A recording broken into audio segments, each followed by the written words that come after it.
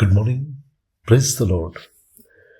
Blessing for nation મિનિસ્ટ્રીથી હું આપનું ભાઈ સામ ક્રિશ્ચન. ઈશ્વર પિતાએ આજે આપણને આપેલા આજના એક નવા સુંદર દિવસે આપને પ્રભુ ઈસુ ખ્રિસ્તના નામમાં પ્રેમી સલામ પાઠવું છું.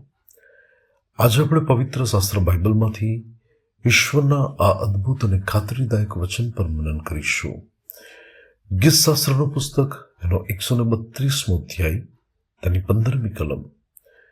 ત્યાં પ્રભુનું વચન કહે છે, નિશ્ચય હું તેના અન્નને આશીર્વાદ આપીશ, હું રોટલીથી તેના કંગાલોને તૃપ્ત કરીશ.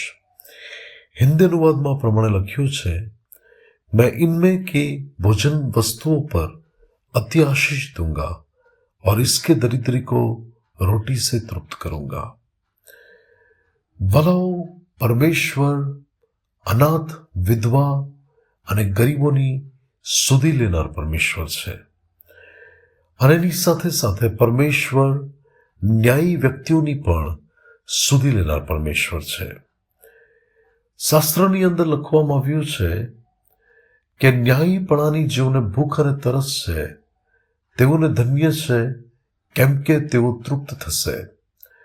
તો પરમેશ્વર એક તરફ આત્મિક રીતે જેઓને ન્યાયીપણાની ભૂખ અને તરસ છે એ લોકોને પ્રભુ તૃપ્ત કરે છે.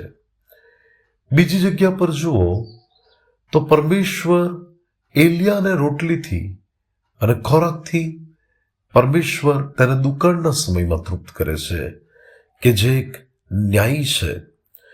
પરંતુ પરમેશ્વર કંગાળોને પણ, જે લોકો અછતમાં ચાલે છે એવા લોકોને પણ પ્રભુ તૃપ્ત કરે છે. અને એનો દાખલો પવિત્ર શાસ્ત્ર બાઇબલની અંદર તમે જુઓ તો સારફતની વિધવા, જે કંગાલ અવસ્થામાં આવી ગઈ હતી, જેની પાસે ફક્ત કુંડીમાં થોડું તેલ છે અને માટલીમાં થોડો મેંદો છે, અને ત્યાર પછી તેને પણ ખબર હતી એક વખતનું જમવાનું બનશે, પછી મારે મરવાની પરિસ્થિતિમાં આવી જવું પડશે. પરંતુ એ પરમેશ્વર કે જે આજે પણ કંગાલ અને દરિદ્રી લોકોની સુધી લે છે, એ પ્રભુએ સારફતની વિધવાની સુધી લીધી અને એની કંગાલ અવસ્થામાં એના માટે એવો અદ્ભુત ચમત્કાર કર્યો કે દુકાળના સમયની અંદર તે ઉત્તમ બાબતોથી તૃપ્ત થઈ.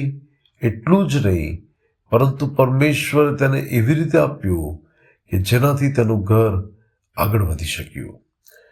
વલાઓ, આપણે પ્રભુ ઈસુ ખ્રિસ્તની આગળ જ્યારે પ્રાર્થના કરીએ છીએ ત્યારે એ પ્રાર્થનાઓની અંદર આપણે જુઓ તો લખવામાં આવ્યું છે પ્રમાણે કે આપણે પ્રાર્થના કરતા સ્વર્ગીય પિતામાં એવું કહીએ છીએ કે આજની રોટલી આજ અમને આપ.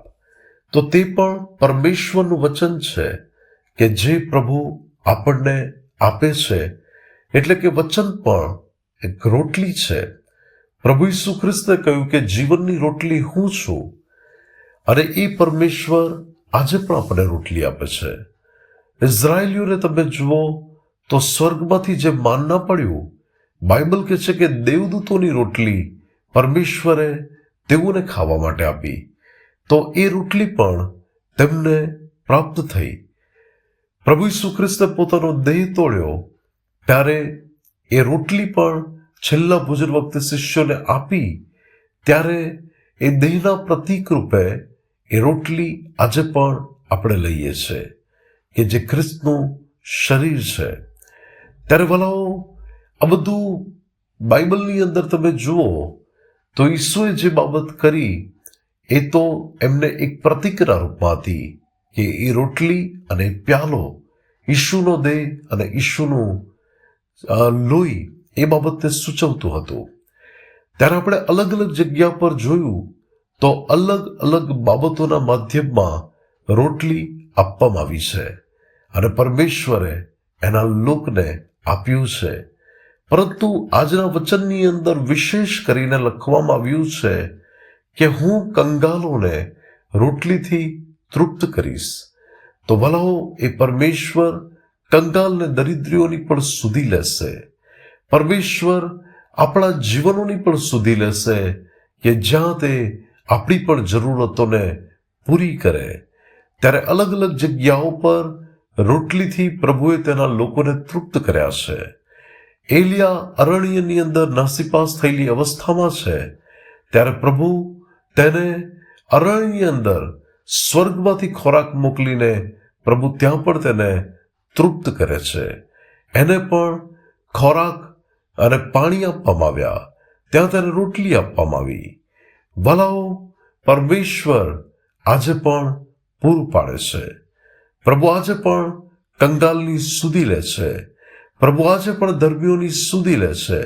પરમેશ્વર આજે પણ તેના લોકોને માટે કાર્ય કરે છે.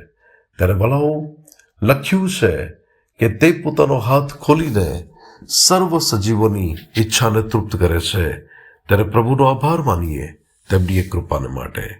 પ્રભુ આજના પવિત્ર વચન દ્વારા આપણને આશીર્વાદિત કરે.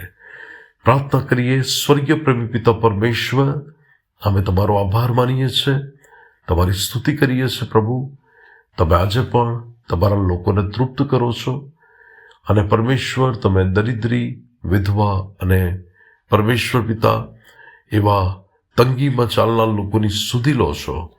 ત્યારે પ્રભુ, મારી પ્રાર્થના છે કે તારા લોકો તમારી કૃપાથી અને ઉત્તમ માનવથી તૃપ્ત થાય, એના માટે પણ અમે વિનંતી કરીએ છીએ. પ્રભુ ઈસુના નામે. આમીન. May God bless you. Have a blessed day. Shalom.